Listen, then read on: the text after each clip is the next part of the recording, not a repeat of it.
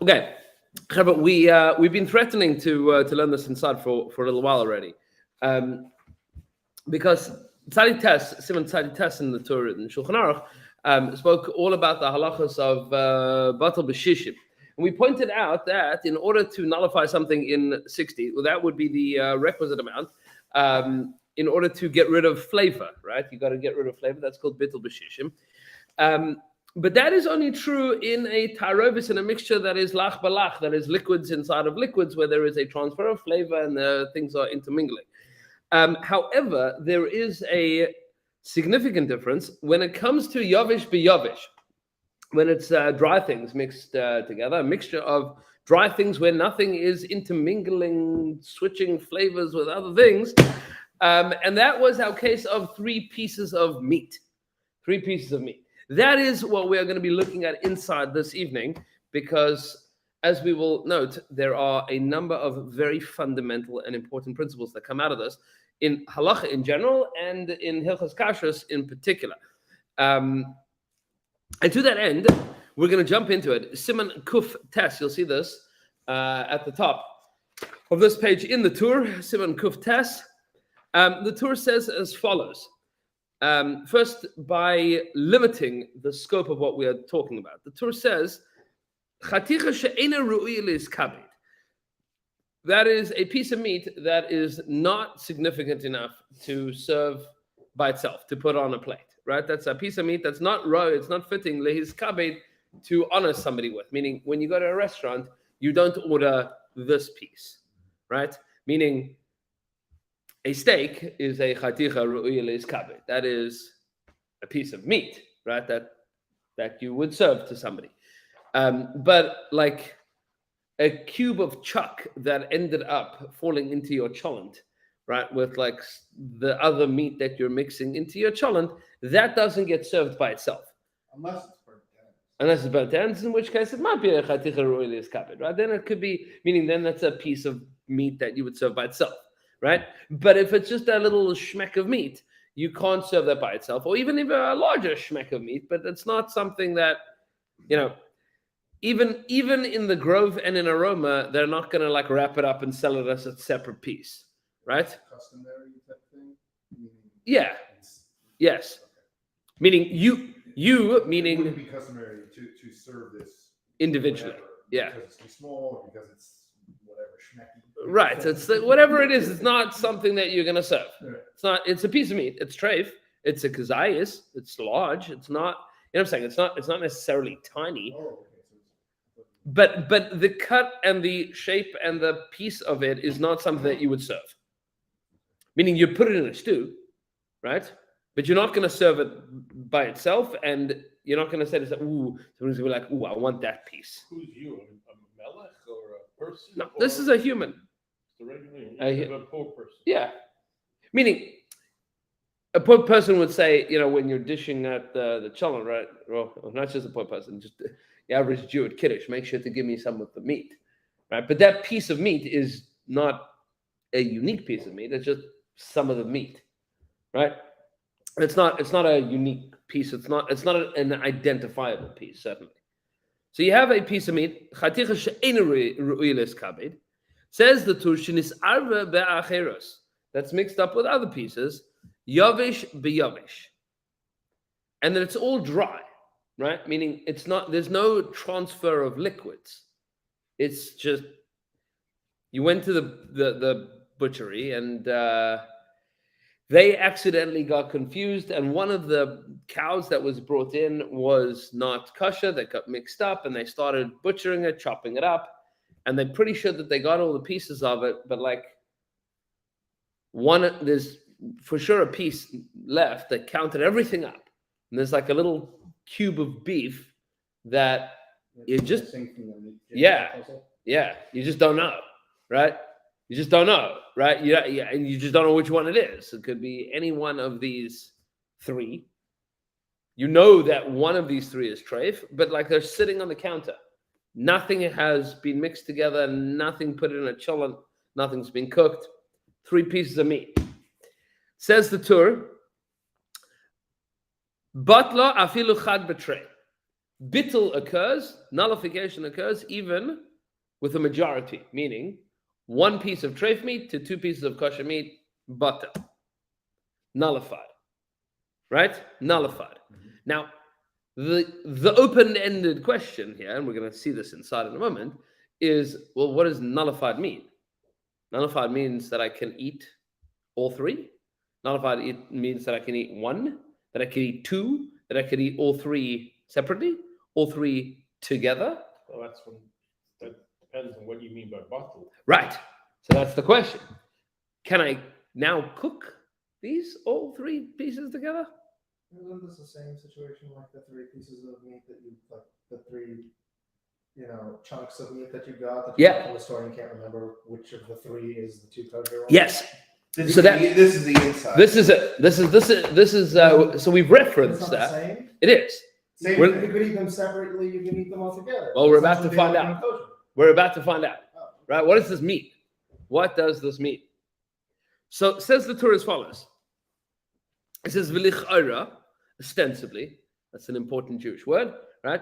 Ostensibly, We go to your speeches. right? Nireh, there's certain words that you only learn from Judaism, and some that you only learn from art scrolls specifically. Juxtaposition being one of those words, right? Maybe law school, you learn a little bit about juxtaposition. More my literature major, but yeah. Right. Maybe law school, maybe right? Juxtaposition. Dichotomy. Huge one. And- even better, dichotomous. And correct me if I'm wrong, the word flax. You don't find flax in normal English vernacular. You only find it in art, right? In art scroll and in Whole Foods, which is basically the same thing. What's Koran by comparison here? Yeah, I don't know. Where does it fit in? That's a little more modernish. I don't know what they call flax in Korean. No, But- I'm wondering if Art Scrolls Whole Foods. Just Yeah. What's Koran by way of shop? Maybe Target. Right. that's yeah. It says "V'lech'ora nireh," ostensibly it seems she'ein chiluk bein is arba b'mina bein shaloi b'mina. Says the Torah, ostensibly it should seem that it doesn't make too much of a difference whether the mixture is of the same species or not of the same species. K'goin shenifrad l'chatichas dakas she'ein nikar bein zeh lezeh. Meaning, what if it was all shredded? Right? It's all shredded. So there's a piece of pork that got shredded in with the beef. None of it's being cooked. But there's no way that you can pick out the strands of pork. But pork and beef are different species, meaning if you would have two pieces next to each other, you could probably tell the difference. Maybe beef and chicken, you could tell the difference.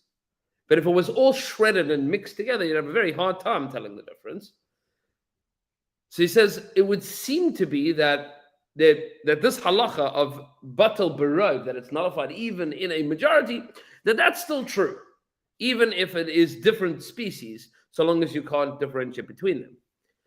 He says, however, Baal HaTruma Kosov, the Sefer HaTruma writes, Dafkan Arba B'mina, that this halacha is only true if it is mixed in with identical species, meaning meat with meat, chicken with chicken.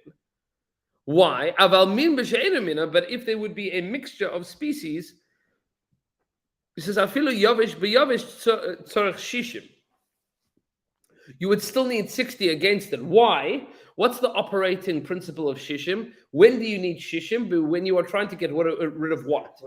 Flavor, right? There's so much going on. Right. And what's happened to the flavor of your kosher chicken? Now it has the flavor slightly of pork or beef, and that's not kosher. Meaning something has happened to the flavor here. So the Sefer HaTruma writes, Kevan de'im yivash leim yitin bahem tam. If you would cook it up together, these flavors would now intermingle, and you would end up with a slightly porky flavor to your beef stew. So you would need 60 against it in order to be butter. But if it's just meat, if all that we're talking about is meat with meat, one part that's not kosher to two parts that are kosher, what happens if you cook it all together? What's going to happen to the flavor? Same flavor. Nothing. It's identical flavors, right? Nothing's going to change in your flavor. You don't need shishim because you're not getting rid of flavor. What you are getting rid of is the item itself. And the item itself is batel with a majority. Now, we haven't defined why that is yet. We mentioned it a little while back, but we're going to see this inside of the Prisha in a couple of minutes. Says the Torah as follows: he says, "V'kevenshin isbatla chaticha b'roiv." And since you have nullified this piece with a majority, muteris legamre, this piece of meat, of treif meat, of treif cow that was not shechted, or a cow that's treifa. It's not kosher. It's a piece of meat, comes from a cow, but not kosher at all. Muteris legamre is now permissible to eat entirely. Why? We're going to have to find out. But he says, "Va'afilu isur d'Rabbanan leka." There isn't even a rabbinical injunction against this. There's no isur d'Rabbanan here. The Rabbanan are moot on this topic. You're allowed to eat it. Go ahead. Go ahead, eat it. He says, "Mutar la'adam echad le'echal, kulam biyachad," and it is permissible for one person, the same person, to eat all of it together simultaneously. Which means he knows he's eating treif, but it's no longer treif. 100%. It means fundamentally what has happened. This thing that is treif is now not treif. Not treif anymore. And that's a pretty cool trick that the Torah just told us. Right? That's a pretty cool trick. What happened here? So we're going to have to figure out what happened here. And he says, he adds in this caveat, he says, "Af al pi shevadai oichel ha'isur," even though you know with absolute, total, complete, and utter certainty that you are eating a kazais of treif meat. You know that. You're not hiding from that. You know with certainty that part of this meal is not kosher. You know it. So how and why? So he says, "V'chein mutar le'achal kol echad ve'echad b'fnei atzma." You can eat each one individually. Now it's interesting. The Torah presents this as the bigger chiddush. The bigger novel idea here is to eat them separately. If you eat it together, then It's a bugger. you know that in every bite that you're eating, at least theoretically, right? There's bittul occurring, right? I have 3 pieces of meat, right? Stack 1, 2, 3. Take a bite. Every bite there is bittul, right? There's 2 to 1 against it. The Torah says the bigger chiddush is to eat them separately, because it means that at some point in time I am eating just treif. There's no bittul. What do you mean by chiddush? Chiddush, meaning the novelty here, Oh, meaning the more novel idea, right? That's the more novel idea, What's the difference if eating all together or not? Bittul is bittul. right? So, but the question is has this piece of meat now fundamentally changed? No, but the halacha makes it change. But It's not in mahus, not in actuality, but the halacha it makes it. right, but is that only true for as long as it is combined? Now each piece of meat now you can take all these 3 pieces of meat and then put one in each pot and cook it with other meat. It doesn't come. Right, It sounds like potentially. I But don't know. we'll see what the alternative is here, Mhm. because there are those that disagree with this. Right. So he says, "V'chein mutar le'echol kol echad ve'echad b'fnei atzma." You can eat each one individually. He says, "Ve'ein tzorich lahashrich achas keneged ha'isur." You don't need to throw one out. Why would you think that you need to throw one out? Just because there's always a chance that you didn't eat it. But because then you could say, well, the one that I threw out was the treif. I thought we went over this. This was like the first class. That Yes. we had. And I thought that we thought the default thinking, or the thinking that everyone thought, and at the end of the class we realized it was different, was that, right, you take your chances 2 of 3 must be kosher. I don't know which third one is the non-kosher one. So let me take my chances, pick 2, and assume the third one's not kosher and get rid of it. But then So- at the end of the class, you said no, that the third one, based on the rules that we're going by, becomes kosher. Right. So that's You what we're can talking eat all about. 3 Yeah. So this individually, is and you can eat all 3 together. yes. So we're just revisiting this. We are revisiting them. We're seeing it We inside. didn't see it inside, We're seeing this inside. line by line. What do you mean? Like, oh, you mean inside? Yes, here? yeah, Oh, yeah, okay, yeah. gotcha. And we're gonna see some really interesting applications to this. Yeah. I'm not sure if we went over this already. I apologize if we did. Is there discussion of the intentionality here? Can one set this up Yeah, to? we did that last time. Right. Meaning to do it intentionally is emavatlan isur lechatchila. We don't attempt to nullify an isur intentionally. This is if it happens. If it happens and we're aware of it, it doesn't matter that we're aware of it. Being aware of it and proceeding after it's already happened does not make it that we contrive the situation, which would be bad. It's just simply that if we realize we're eating something that has this treif component in it and the treif has been nullified, we're still fine to proceed. Right. Okay. But the awareness, hold on to that awareness factor, because the point in time that you become aware of it might change it. Well, I mean, if you're aware of it before you even start cooking, I can imagine that now counts as intentional, right? Maybe. Oh, okay. Maybe. I think when mixing, It's gonna get interesting. It's gonna get interesting. This becomes like very quantum. Like once you observe it, something changes. Are you separating? Schrodinger's fiddle. Are you Right. separating the unintentional ingredients versus the intentional cooking? Hold on, we'll get there. Intentional Hold on. ingredients. So we'll and see. then I put it into the ingredients on purpose, and then I'm going to cook it. Versus I accidentally dropped it into the ingredients. Now I'm going to cook it. Now Hold on, I'm we're gonna gonna see at the end of base. We'll see a difference here. So he says like this. He says, my opinion, says the Torah. He says, my opinion is that you don't even need to throw out piece number 3. You can eat all 3 of them. You can eat all 3 of them together. He gets even more radical here. The Ramah passes against this in Shulchan Aruch, but he says, "Va'afilu im ha'isur isur hana kagon chametz b'Pesach, batal b'rayv." This is even true of chametz on Pesach. Even true of chametz on Pesach. I thought you said it was even more strict. when it comes to Yes. diets. Yes, we don't pass them like this, Torah. we don't Right? go by It's a this. mushroom. It's But not it's even in- a Yeah. big one. Oh, We're not not going Right. by Oh, we don't go by this. Correct. everything that we're reading. We might have, we'll Right. clarify what We're we gonna go get by there in a second. At the end. Anything's worth anything in the Jewish religion is a machlokes. That's right.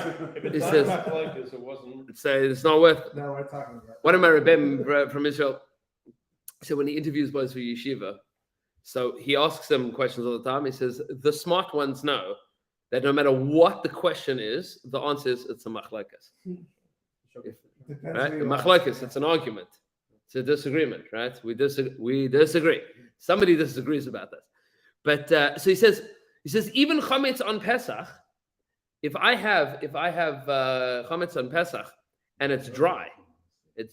I don't meaning. We'll give an example of something that could have theoretically happened, right? You have handmade matzah factory. So the handmade matzah factory probably is the only place left in like the Jewish world that it's possible to create chametz, like in advance of Pesach, right? Because everything else is like hardcore machine controlled. Like at this point, everything 18 minutes. Right? Be off, or they don't clean the. they don't clean it properly, right? Yeah, but the handmade matzah factory, like things can still go wrong, That's what you pay more. right? Deal with dough For in them, there. right? No, It's, because you like the risk, right?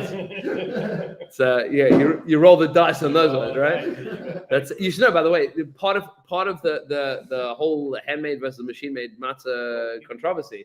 Yekkers, for example, only eat machine-made matzah because they thought that there was a higher level of kashrus for Pesach. Where does love enter? Exactly. It's not machine made with love. Right. Until Chat GBT gets advanced enough, and then the machines. Exactly. Although That's how you push the button.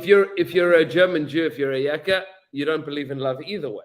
So right, that's it. this nobody's looking for love in those matters, but God bless. Baruch Hashem. but Yaakov are very makbid to only have the machine made matzahs because.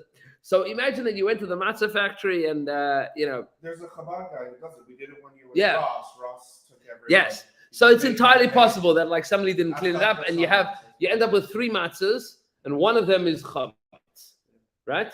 Says the Tur, meaning assuming that they're not a chaticha ru'ilis, but it's not like an individual matzah, but you know that one of the matzahs that cracked into this bag of cracked pieces of matzah was chametz.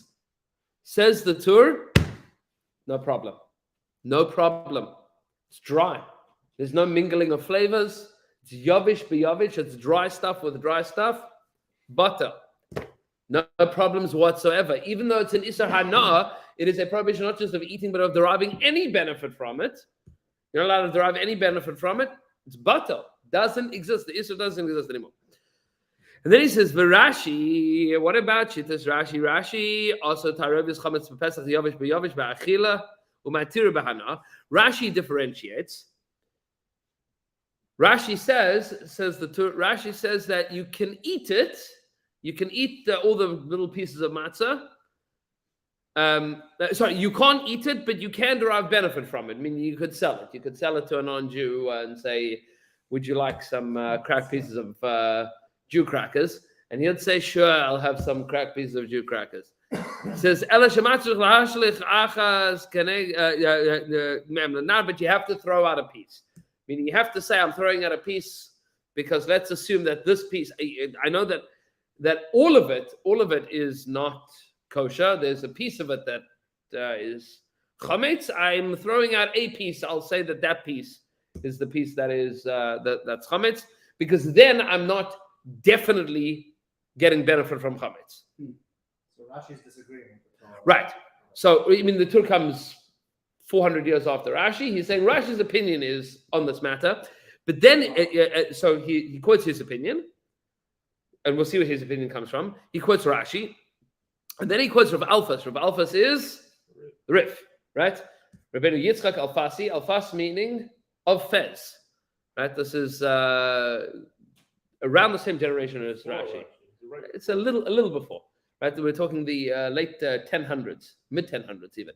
In Fez, Rav Alfas, Oser Hakol Afilu Bahana. The Rif says no, absolutely not. Absolutely not. There's no such thing as chametz being batal on Pesach, and that's practically how we rule, right? Practically how we rule. We're stringent like Rav Alfas. But he's talking about the matzah. He's not talking about the 3 pieces. Correct. Right. This is specifically about the case of the matzah. Says Va'adoni Avi Harash Zal Mater Hakol Va'afilu Ba'achila. My father, my master, the Rosh, was lenient on this. Says you can even eat it. Go for it. Eat this bunch of matzah crackers. Eat it, sell it, do whatever you want, because it is butter. It has been nullified ganzen completely. So far, Adkan Halacha Beis in Halacha Aleph in the Tur. Why is it that we have this principle of Batel Berayv? Where does this come from? Meaning, I have 2 pieces of kosher meat and 1 piece of treif meat. How can I eat that piece of treif meat? I know that it's there. How can I eat that piece of treif meat?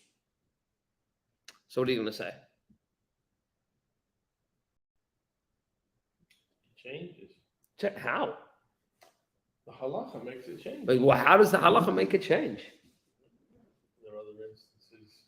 And loses its identity. I don't know that I'm eating it. I don't know that that's the piece, right? Like the same thing if you brought the cracker. Yeah. I hypothetically am not absolutely eating the treif piece. So therefore, it counts as any of the pieces that aren't treif because I don't know that it is. So I mean, it's there. It's just my interaction with it is different. Okay, so Schrodinger's cat. You're never Exactly. going to know. So No, it's not Schrodinger's. I know halakhically it is not an issue. right. So That's whether or what I'm not the saying. physical item itself, That's what I'm that's the saying, Schrodinger, it's but the halacha, legal not all- status. It doesn't change the physical status, but the halachic status is a difference. I'm gonna make the question a little bit harder. We have a principle in halacha, a situation of safek de'oraisa. That's a chumrah. Yeah. Yeah. You have a question, safek de'oraisa. For the uninitiated. what's this mean? Safek meaning a doubt, de'oraisa in a case of Torah law. Case of Torah law. I'll give you the classic example. The classic example is the Torah tells us that Shabbos begins when? When does Shabbos begin? Space, I mean, there's Whenever the BRS calendar says. Right. Wherever the calendar says, right? When does Shabbos begin? it says, I mean, with the new night, I mean, after Shkia. At some point between Shkia, sunset, Tzeiser Kechavim, nightfall. What about the period of time between sunset and nightfall? That period of time is called Bein Hashmashos, literally between suns, right? Between days. This is a categorical, the way that Rav Soloveitchik explained this at least, was this is categorically a time of confusion, of doubt. It's not that there is a point in time between sunset and nightfall that one day ends and the next day begins. Both days are colliding into one at that point in time. It is both night and day. It is both yesterday and tomorrow. It is neither and both. It's a time, it's a short duration of doubt. When do we start Shabbos?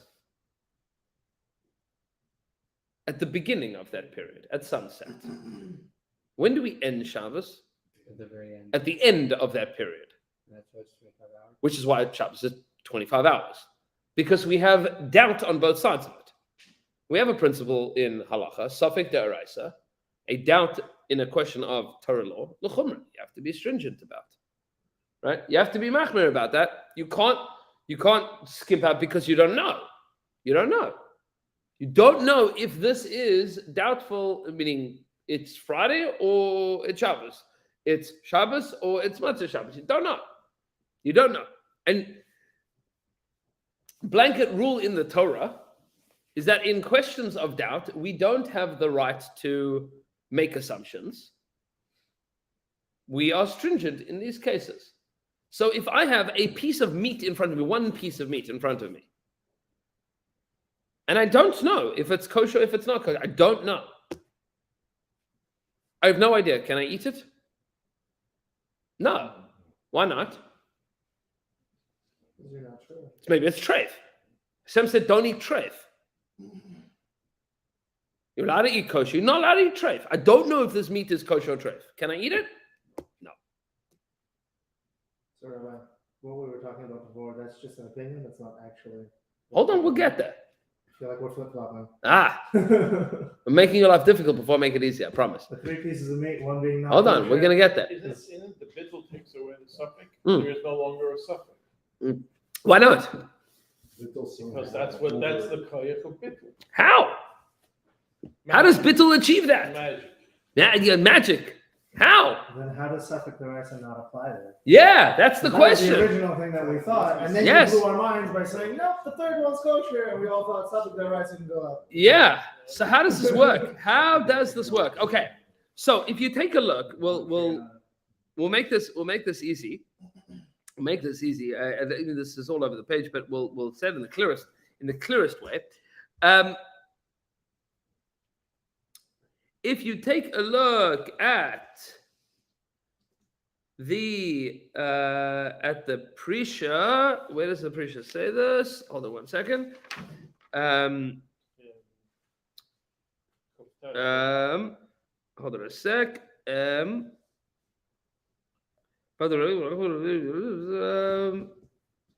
Hold on a second. Let me just find it here. I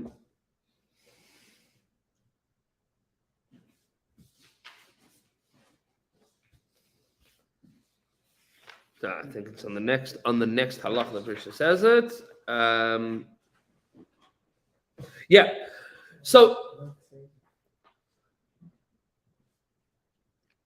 we'll read a little bit further in the tour, and then we'll come back to the point of the pressure. We'll show it to you inside. Tour in halacha beis, which you will see last word ve'im, and then going on to the next page. So it says ve'im bishel hatarovis. What happens if you have these three pieces of meat? One of them is not kosher, two of them are kosher. Ve'im bishel hatarovis achash is batel berov, after it's been nullified, right? You know you can eat all three of these. Now you throw it all into a cholent. Kosav Rashba, the Rashba writes, shekol echad ve'echad mutar bifnei atzma. You can now eat all three of these pieces. You can pull each one of them out of your cholent and eat all three of them. He says, v'haroitev b'noisin tam. But the sauce that has now dripped out of these three pieces of meat needs 60 against it. Why? But not the bossa. But not the meat itself. Because now you have a mixture of flavors here. You would need 60 against it. I thought it's the same piece of meat, just one straight. Right. It's a mixture of flavors. It's Because the same flavor. right. I mean, treif does not mean different flavor. Treif Correct. refers to the way it's Yes. constructed, or rather not. But it's not a difference of flavors. Correct. This is min b'minoi. There's no change of flavor whatsoever. The Torah doesn't like this opinion of the Rosh, but we'll come back to it in a little bit. It says, "V'adoni avi harashla," but my father, my master, the Rosh of blessed memory, writes, says Chilik Basei disagrees because of she'im loyna noida taruvasai kodim shenisbashel sarach shishim keneged ha'isur. This is where things get interesting. This is your Schrodinger's cholent. If you didn't know that there was a piece of treif meat there before you started cooking it, and then you cooked it, and then you found out about it,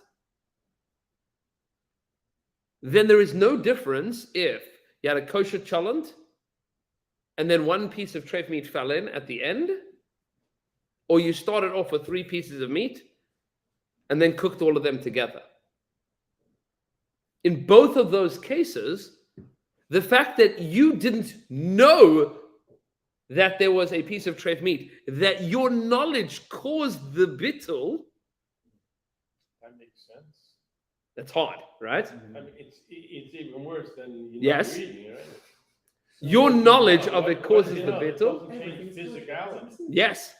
Yeah. So, Hold on, we're gonna get there. Give me 1 second. Let's finish this, and then we're gonna see inside, and then we're gonna piece this all back together. This is some mind-bending stuff here, right? It says ve'im noida taruvas kodim shenisbashel. But if you knew that there was one piece of non-kosher meat there before you cooked it, that non-kosher meat is now no longer not kosher. It becomes kosher. Gam haroitev mutar kuloi. Whatever comes out of it is kosher, just like the piece of meat is. So if you know it's not kosher, it's still all kosher? It's only if you knew that it wasn't kosher that bittul can now occur. Obviously, bittul has something with it, like magic. Yeah. So what's the magic? We're going to get there. It says, V'im achash nisbatel v'raiv. Now this is where things get further labedic. What happens if you have three pieces of meat? One of them is not kosher. And then you dropped in to this three pieces of meat, piece number 4, that's not kosher. What happens? Well, there's no bittul anymore because of the amounts. So is there still bittul? It was kosher. Well, they said before that not if it was bittul, 3 they're all. pieces bittul, Right. then they're all kosher. So Mhm. now you're dropping in something else. It's still a bittul. So that's the question. Says the Tur, no. it's no longer bittul b'rov. No longer bittul b'rov. Majority. That's what Yeah. gets the big bucks. Now Right. it's 50-50 now. It's not a So majority. let's go through each piece of this step by step, because none of this is easy, right? First thing to point out is take a look at the Prisha on Os Zayin. You'll see this at the bottom of the page. You see this is the Prisha in Os Zayin, which is that's on should be on this sheet over here. Yeah, Shin Beis over here. It says V'im noida taruvasai. Says the Prisha as follows. He says V'im noida taruvasai gam harota mutar kula. If you knew that it was that the treif meat was there, then you cooked it all together. All of this whole thing with the sauce, the juice, everything is kosher. Why? It says the tam the yavish biyavish. The reason that one piece of non-kosher meat with two pieces of kosher meat that gets put into the same pot together, or the same sitting on the same counter together, that their bittul occurs. It says gzeres hakosov. This is a rule of the Torah. Where does the Torah make such a rule? The Torah says acharei rabim lahatos. Majority rules. Majority rules. Meaning, I have 3 pieces of meat. One of them is not kosher. What do I do with these 3 pieces of meat? Option number 1.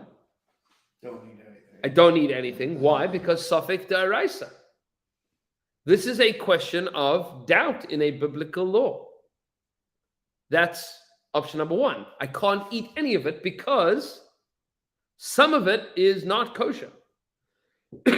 What happens to the other 2 pieces? Toss it. You can't do anything with it. Alternatively, achar rabim lahatos, majority rules. Says the Prisha, all of this, everything that we have learned so far, when it comes to a question of yavish beyavish, is a question of acharei rabim lehatos. We are following the majority. What's the difference if he knew about it or didn't know about it? Ah, good. So we'll get there in a moment. I'm following the majority.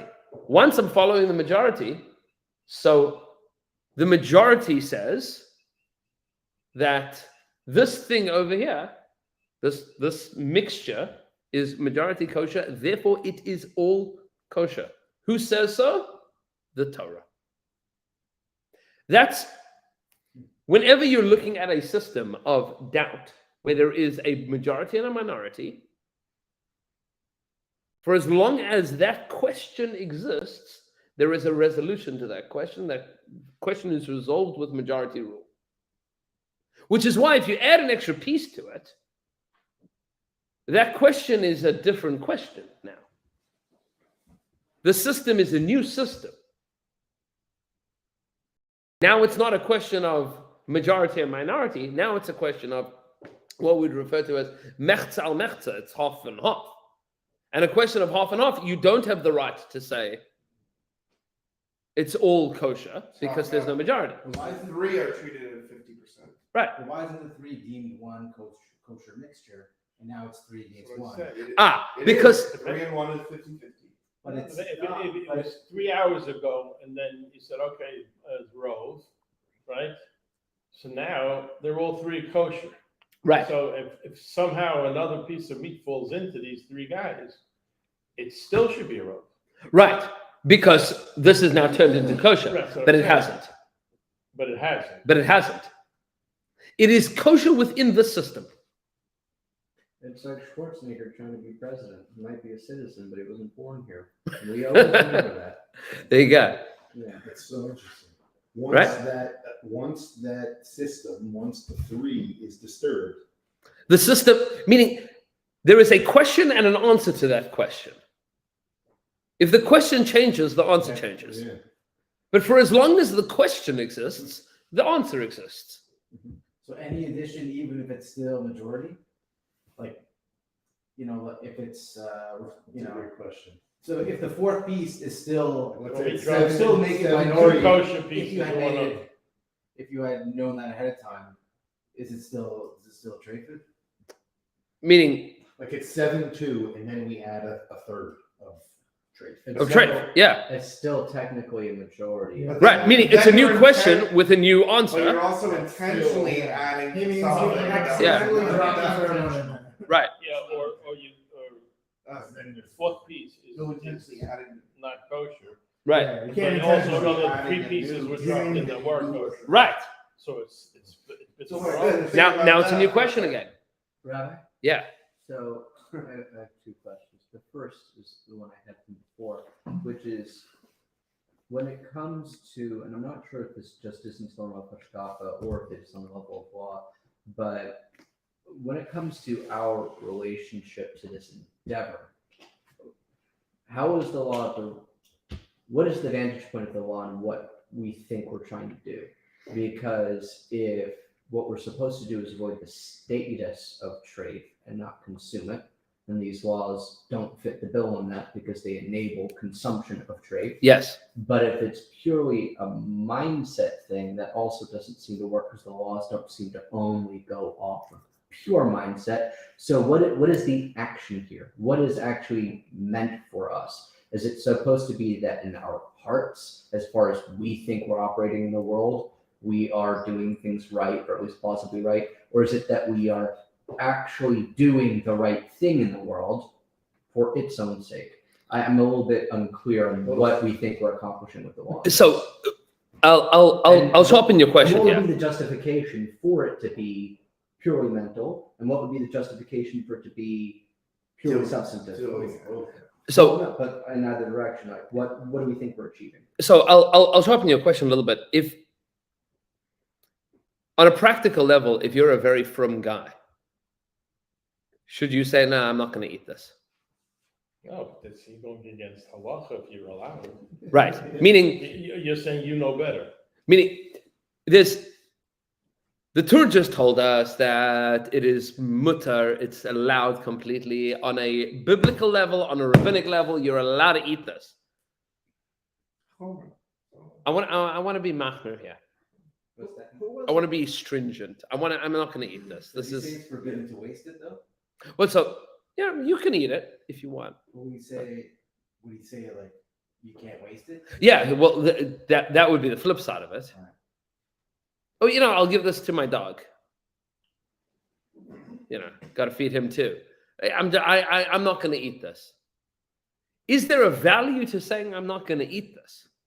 So that's the value judgment call here. Meaning, is the Torah giving like a backdoor permissibility here because we need some way of resolving this, or is this what Hashem wants? So that question, by the way, is an enormously broad question in the poskim. Yeah. Because back in the day when you didn't have meat to just say, that's okay, I'll buy more tomorrow at the supermarket. Yes. It was this, or I might not see meat for a few months again. Right. So that notwithstanding, meaning the societal. And then there are people, obviously, nowadays, and I'm not saying they're wrong or right, but who approach trade for kashrut as poison or not poison. Do I eat a little bit of poison, or what if there's a little bit of poison? It's poison. I don't want poison, a little bit or a lot. Right. They don't go, but if the poison, if there's 60th, the poison's not going to hurt. Sorry. So that's Roth's question. Does this become not poison? So that's that's true because I feel most of the film world they do look at it as poison. It's poison. Right. So let's try to understand this here. Meaning, what the Torah is describing here is a system. Meaning, within this closed system of these three pieces of meat, there is a question, and the Torah has an answer for that question. So, what is your knowledge of a change? This is where things get interesting. If you take a look a little bit further in this piece of the preacher, he writes as follows. It says, the Torah tells us, Achari Rabin Lahatas. It says, Hilchach, therefore, Chad betrei bato. One piece is nullified in two pieces.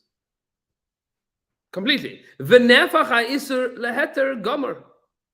And therefore, the substance that is poison, that is forbidden, becomes allowed, not poison anymore. Flips the switch. Go for it. Umutar af benisbashel achar kach. And even if you would cook it all together, throw it all in the same cholent, it's not poison. It's not forbidden anymore. It is now completely, entirely, totally permissible. Leave out the parentheses for the moment. He says, "Aval imaloi noida loy nikra adayin alav shem heter." But if you didn't know this, if you weren't aware of this switch being flipped, Hitzrichu Shishim, the Chachamim decided that you need 60 here. Af al gav deloy yohiv taima, gzeira atu min b'she'ena mina. Even though the rationale is not provided here, he says, I'll tell you why. I'll tell you why. The reason is because this whole process only works if there is no transfer of flavor. If there is flavor that could be noticed somehow or another, if there is some level of flavor that could be noticed in the final product, if you can still taste the non-kosher product, then you got a problem. Then bittul didn't occur. So, says the Prisha, let's go step by step here. If, when I cook these three pieces together, my beef stew tastes a little bit like pork, was the pork batel? No. He says that's a problem. That's a problem. And because that is a problem, if you weren't aware of the fact that there was something forbidden in this mixture and then you cooked it, blanket rule, unless you knew that bittul occurred beforehand, whenever you cook things together, you have to be worried that there was a transfer of flavor. But if you knew that it was batel beforehand, three pieces of meat, all the same species, beef, and beef, and you cook them all together, you know that any flavor that's there is just beef, and it's all beef that's allowed. But if you didn't know what you're saying, you would, you need shisha. Yes. Even though it really tastes the same. Even though it all tastes the same, because your lack of knowledge there Makes is the a... fish not turn. Well, so on a rabbinic level, that's a rabbinic concern that if you didn't know about it, well, what else didn't you know about? And in what other situations aren't you going to know what falls into your soup? If you knew about it, you're good. It's almost like a net. Right. But if you didn't know about it, if you didn't know that something had changed here, and now you're going to cook them together, so that now you have to be worried about transfer of flavor. So it comes out, says the Torah, something fascinating, yeah? That the principle in halacha that is operating in this case is the principle of bittul b'shishim. If there's flavor. Feel good. We'll see you later. Thank you. But if the question is not a question of transfer of flavor, you know that no flavor has changed whatsoever, then what do you need to get rid of here? The Isser. And within the system of doubt, we have a resolution to that question. And that is Acharei Rabim Nahatos. Now, as to Jacob's question, are you a virtuous person for not eating this? So this is a fascinating question, because the Gemara seems to, at least the Gemara, the way the Poskim explain this, we'll say this outside just very briefly, have two conflicting pieces of information. I didn't print it out for everybody. I apologize. Who was the one that made that comparison to people, types of people, and mixing people? That was Rav Nassim Bresler. We saw that a few weeks ago. Because I thought that was really, Yes. that was really good. And I don't know if everybody here was, I don't know if these guys were here when you mentioned it, but it was actually really good. And it explains everything that you're saying. And I'm sitting here wondering, why am I the only one who knows about this? Because everything makes sense based on that if you look at it from that perspective. Right. About questions of identity. Right? Were you there? Yeah. Oh, yeah, you were there. So When you mentioned essentially mixing a certain type of Jew who doesn't really know anything, and he wants to hang out with a whole group of religious Jews to be like them, that he loses his identity and becomes one of them. But if you artificially introduce him and everybody knows that he's the non-religious guy, then it's going to stick whatever out. comes of him, everyone's going to go, oh, it's because you introduced that non-religious guy. So flavor is that distinguishment. that if you introduce the flavor or you introduce something but you can't taste the flavor, it loses its identity completely. It just becomes like the rest of the tamina. Right. But if you introduce it and suddenly everybody starts acting differently, then that's not a natural mixture. Like the flavor's still there, the distinction Right. is still there. Everyone else is acting differently because of the introduction of him. Yeah. And that's why I asked why not trident gum, for instance, gelatin, intention. Right. You introduce it, you don't taste the gum, you don't taste the gelatin, but you intentionally put it in there, and the trident gum is significantly different because of that gelatin, and you know it. And Right. if you were to replace it, it's a different gum. So Maybe that's it's shishim. right. Well, no. So that's what we mentioned a couple of weeks ago. Davar hamaimid, meaning davar hamaimid means even if it's less than a 60th, but the item doesn't exist without it. This is, by the way, the big question about non-kosher cheese. Non-kosher cheese became this question, right? Because in order to make cheese, you need to take the enzymes from the inside rennet, right? From the inside of the intestines of an animal, right? How much enzyme do you take to make cheese? Like a minuscule amount, less than 60th, right? Far less than a 60th. But without that, you don't have cheese. Right? It doesn't happen without that. It's the same problem, by the way, with Pesach chocolate milk. You ever try to make Pesach Nesquik? Why not? There's no emulsifier. Right? You need a tiny amount of emulsifier. Otherwise, what ends up happening, Pesach chocolate milk is milk that is always about to go bad because it's Chalav Yisrael, right? It's always about to go bad. With bubbles, and inside the bubble is the chocolate powder. You can stir that until Mashiach comes. It's never, ever, ever going to turn into chocolate milk. Never going to become chocolate milk. It's just going to be Chalav Yisrael milk with bubbles of chocolate powder because there's no emulsifier there. There's no way of it turning into chocolate milk. The emulsifier is a tiny, tiny, tiny, tiny, tiny amount. Far less than a 60th. But without that tiny emulsifier, you can't make the chocolate milk. It doesn't work. And that emulsifier is chametz, or at least chametz derives. So that's why Pesach chocolate milk is a disappointment. If it was put in intentionally anyway. Right. Yeah. So yes, correct. Yeah. Correct. Oops, I dropped it. So I'll share with you this. This is found in the Bnei Yissaschar. The Bnei Yissaschar quotes this from the Shloah Kodesh. And this finds its way into a number of Piska Halacha, which is interesting. The question is as follows. There were those, and the Gemara speaks about this, people that wouldn't eat anything that had to be paskened on. A lot of people, I mean, practically speaking, the American meat production today works like that. Anyway. Right. Any question on your cow, forget it. Just sell it to the guy. Eat meat that has no questions on it. Whenever there's a question, that already makes it somewhat problematic. So you have that on the one side. And on the other side, there's Gemara in Brachos. Gadol hanenemi yosmi Yerushalayim.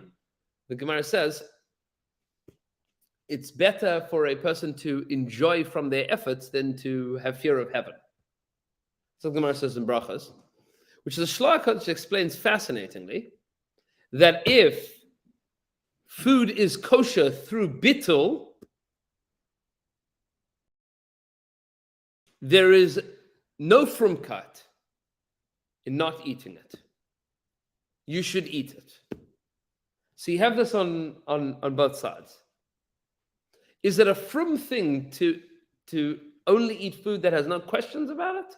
Or is it a frum thing to eat food that has bittul, that accidentally fell in? Now there's bittul here.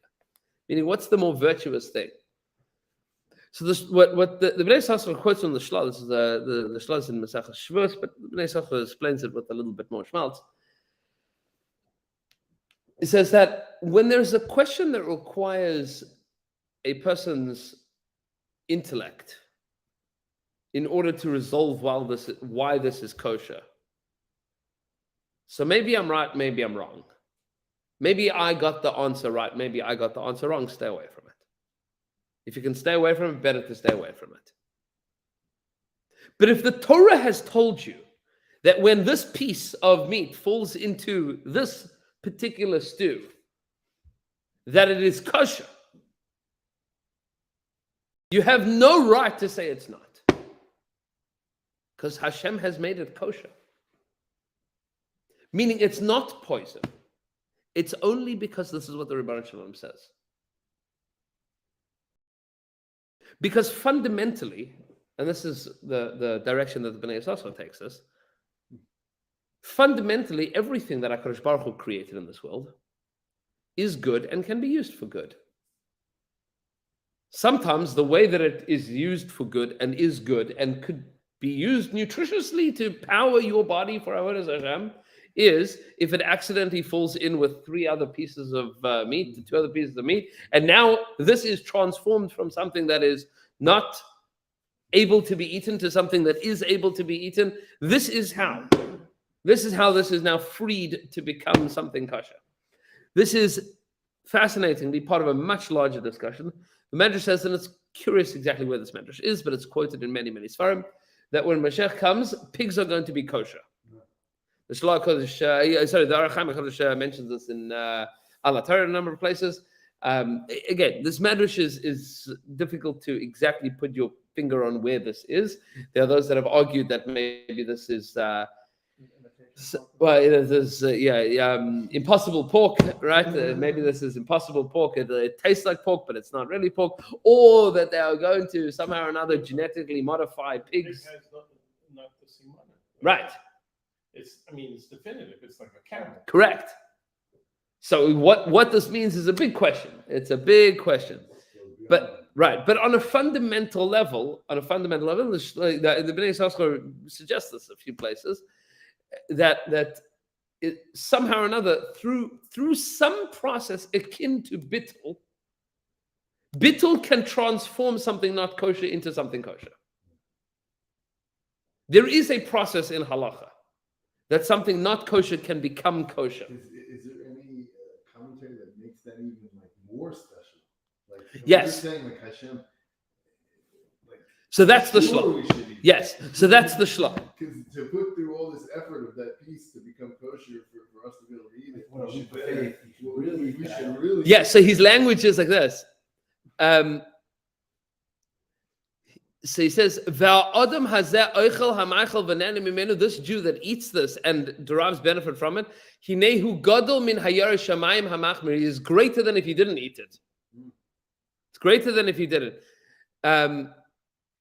He says, the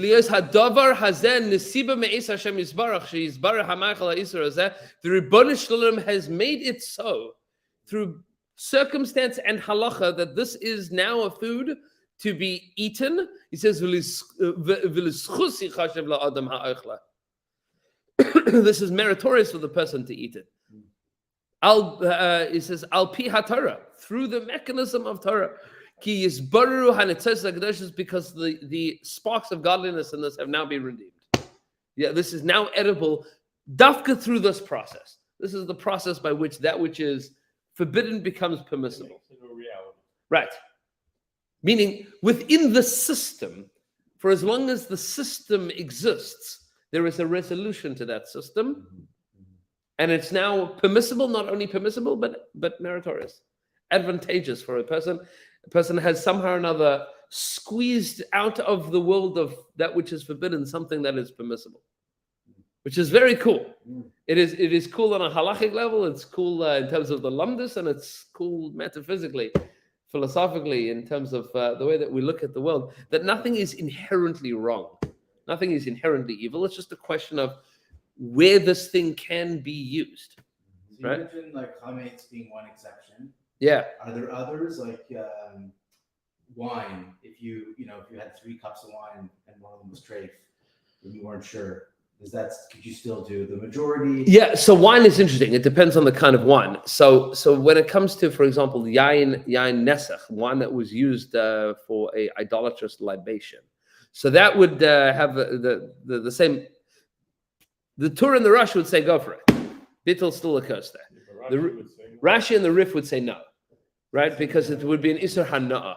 Meaning this is only true for eating purposes, but once something has a higher level of prohibition, so then we have to be stringent. Although those stringencies are rabbinic. Everybody agrees that those stringencies are rabbinic. On a biblical level, on a deraisa level, you're allowed to. What would be considered nowadays as a, what did you say, libation? Yeah, Nesach. Yeah, like what would be to So we still have if you that go to today. a bar, for instance, and they obviously just opened that No, bar for that bar. No, that's good. That's because it's not yayin. That's Stam Yein. Right. Like nobody's The- walking into a church and saying, "Can I have some wine?" Right. But by the way, that's You Yain use it Nesach. for your The wine and rituals. the wafers. the For wine- communion. But that's what I'm saying. That's- Nobody walks that's into a real church Yain and Nesach. says, "Can I have a glass That's of wine?" Yain Nesach. Yeah. Yeah, if you walk in there and you ask for wine, you know. No, but what if a church bought it by the caves Right, and they and- sold and- it to a bar because they had too many? Right. But that wasn't poured out for libations yet. But it was bought. It was by a bought, church with yeah. intention. Oh, well, somebody in the church goes to a party and brings Brings the wine. communion one. That's a problem. That would be a real Big problem. By the way, you know what they I'm use? sure it's not a dry wine. I'm sorry. It probably tastes like Manischewitz. By the way, it is Manischewitz. They use kosher wine for it. In fact, a friend of mine was telling me that he was talking to a priest in New York who has a bunch of alcoholics that go to his church. They use Kedem grape juice Because they're right. They don't want to. because they don't want to give them wine. So are we allowed to eat Chabad Mashiach's wine? So if crossing the yeah, so Jordan River? if you mamish have somebody that thinks that the Rebbe was God, and there's a few in the world, right? The mamish thinks that the Rebbe was God and makes kiddush like saying Yichad and Enim Areinu Rabbeinu and thinks that the Rebbe is God, and is making kiddush on that. That's problematic on multiple levels. The person wouldn't dump it in India in case there was. Yeah. What happens if you had 10 people in a minion? Yeah. One person. So if you have Mashiachas, most Mashiach, most guys- yeah, you want the Chevra, yeah. West, the 10th for a million would take it. Yeah. So by the way, a guy that thinks that the Rebbe's Mashiach is not an Oved Avodah Zarah. He's wrong. I also wish that the Rebbe was Mashiach. That would be better for my life too. It seems to be that he's not. Okay, so if you think that he is, you're wrong. It doesn't make you an Oved Avodah Zarah. No, I'm If you saying think that he's specific, God- the wine, you know the wine. Yeah, yeah, you're fine. It's diluted. Yeah, that's fine. That's fine. I I'm never saying had it. this- I've never had it. Have you had it? Yeah. Again, it's fine. There's crazier things that Jews do. There are far crazier things that Jews do. Most of it. Look, Professor Berger from YU that wrote what was the book? The Rebbe, the Messiah, and the Scandal of Orthodox Indifference. So Professor David Berger argues that this is Taka Avodah Zarah and that the whole thing. I don't think that that's the consensus of most of the poskim today. But that notwithstanding, there's far crazier things that Jews do.